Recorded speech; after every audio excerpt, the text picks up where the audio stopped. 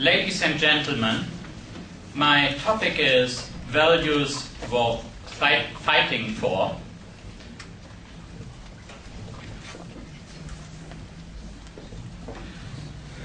Among philosophers, economists, and social scientists, there is a debate about the hierarchy of values.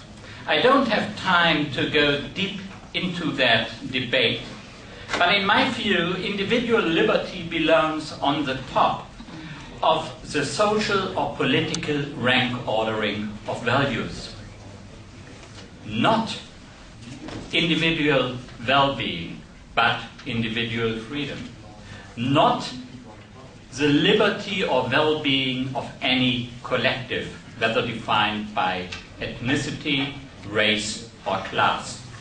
The preservation of individual freedom requires limited government. Why should individual freedom be the highest value? Such a rank order of social or political values is compatible with as many different private rank orderings as there are people. Putting individual liberty on the top acknowledges human diversity. Putting any other value on the top cannot acknowledge human diversity. As pointed out by John Locke centuries ago, individual liberty implies the idea of self-ownership, which implies individual ownership of the fruits of one's labor. This implies incentives to work hard, and individual liberty is compatible with individual responsibility or suffering the consequences of one's actions. It's important that we take responsibility not only for the positive, but also for the negative consequences of our actions. This has been reiterated again and again by Friedrich August von Hayek. Individual liberty is compatible with the mobilization of knowledge. As Hayek has taught us, knowledge is dispersed across millions of hands. It cannot be centralized. Individual liberty, and in particular economic freedom and its expansion, contributes to economic growth. Elevating the material well-being of the greatest number to the top is no sensible alternative, because this idea results in the welfare state. And the welfare state, even if it works as intended, implies punishing success by taxation and rewarding failure by transfers. After decades, people will learn. After decades, you get less success and more failure. Whereas individual liberty promotes material well-being, a focus on maximizing material well-being by welfare undermines liberty and prosperity at the same time. The only thing that is worse than a national welfare state is the road which we currently take in Europe, establishing a European welfare state. In welfare, I think small is beautiful.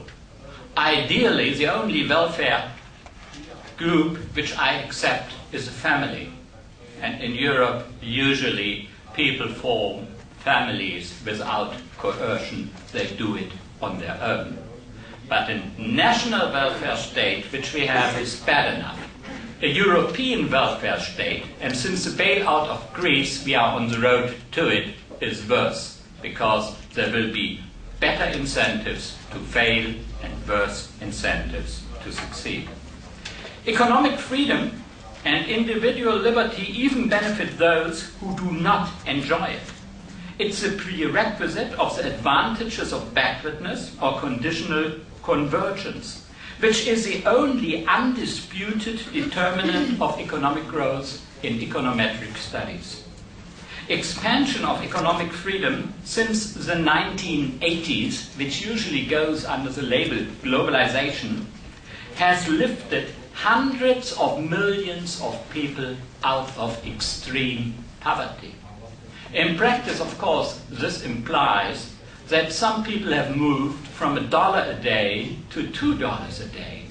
But if you happen to be one of those who had to survive on $1 a day, and you succeed in getting to $2 a day, as hundreds of millions of Asians have, this makes hell of a lot of a difference to you.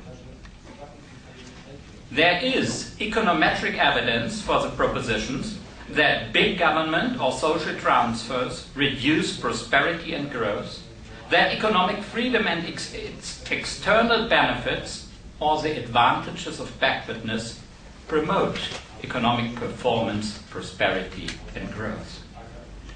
The absence of individual liberty or economic freedom results in catastrophe. It was almost perfectly abolished after the Great Leap Forward in Mao's China in 1995. Peasants were forced from small collectives, which usually comprised a single village, into huge communes encompassing a number of villages.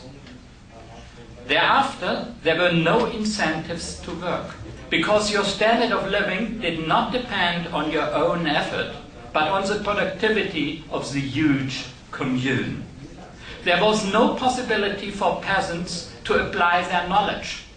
And I want to stress that even illiterate peasants have knowledge. They know what to grow, where, and when. An education in Marxism-Leninism does not give you much knowledge about that. But cadre arrogance replaced peasant knowledge. The result of the Great Leap Forward was mass starvation. Except for the 2 world wars, the greatest tragedy in the history of mankind. About 30 to 35 million people starved to death.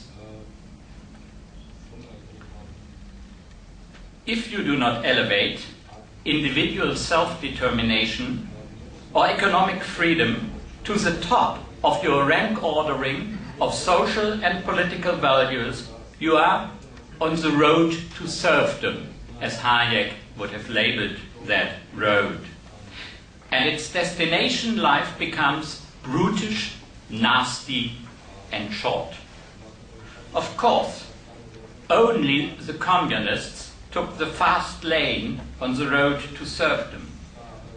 European welfare state, whether administered by social democrats or Christian democrats, are on the slow lane, with Greece leading, Britain somewhere in between, and Germany lagging. But nevertheless, we are still all on the same wrong road. And the destination is insolvency and bankruptcy. Probably inflation somewhere on the road. A turnaround is more urgent than our politicians in the West recognize. Thank you for your attention.